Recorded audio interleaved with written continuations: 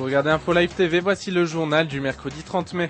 Ça y est, c'est officiel, Shimon Peres, le dinosaure de la politique israélienne, est candidat à la présidence du pays. Il en a fait l'annonce ce mercredi lors d'une réunion à la Knesset, du groupe parlementaire de Kadima. Il affrontera le candidat de la droite Rubi Livlin et son ancienne collaboratrice travailliste Colette Avital. Le scrutin est prévu le 13 juin. Mais l'actualité de ce mercredi, ce sont encore les tirs de roquettes Qassam sur le sud d'Israël. 5 missiles en tout ont été tirés ce mercredi, dont l'un a atteint une habitation de Sderot. À ce titre, le ministère des Affaires étrangères s'apprête à envoyer en Europe 4 résidents de la région de Sderot pour sensibiliser l'opinion publique à l'horreur d'une région placée sous la menace des missiles palestiniens.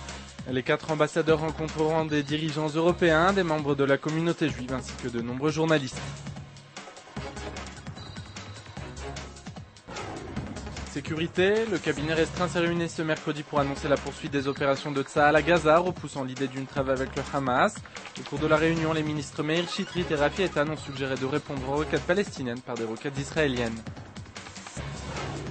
Dans un enregistrement vidéo diffusé mardi, le réseau terroriste Al-Qaïda a menacé les États-Unis. La nébuleuse terroriste de Ben Laden exige du président Bush qu'il retire les soldats américains de toutes les terres musulmanes, je cite, faute de quoi le pays sera confronté à de nouveaux attentats. Terrorisme toujours, on apprend que le chef terroriste Khaled Shawish, arrêté il y a 2 jours par Tsahal, avait été entraîné par les Américains au titre de membre de la garde présidentielle de Mahmoud Abbas. L'homme avait également reçu puis distribué des armes américaines.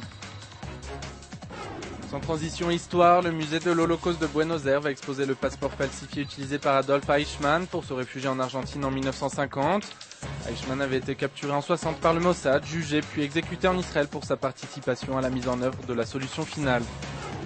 Enfin, un mot d'économie, Motorola, le géant de la téléphonie mobile, a annoncé l'ouverture d'un centre de recherche et développement dans la vallée du Jourdain. Le coût de l'investissement s'élève à plus de 60 millions de dollars et permettrait de recruter plus de 200 ingénieurs de la région. Enfin, retrouvez sur Info Live TV les dernières révélations sur la prochaine rencontre Abbas-Olmert. Et puis apprenez les danses chassidiques avec ces images exclusives prises dans le cadre des célébrations des 40 ans de la réunification de Jérusalem.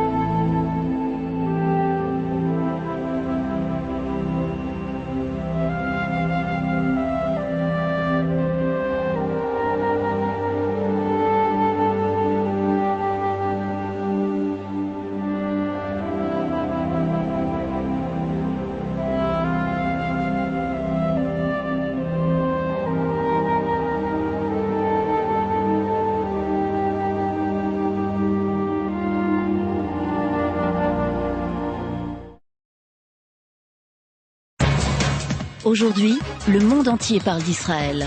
Mais qui parle d'Israël au monde entier, en temps réel, en 4 langues et en direct de Jérusalem? Infolive.tv, la première chaîne de télévision internationale israélienne. 24 heures sur 24, 7 jours sur 7, suivez de l'intérieur l'actualité d'Israël et du Moyen-Orient.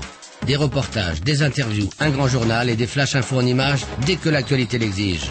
Infolive.tv, votre regard direct et vrai sur l'actualité d'Israël. Retrouvez Infolive sur internet www.infolive.tv.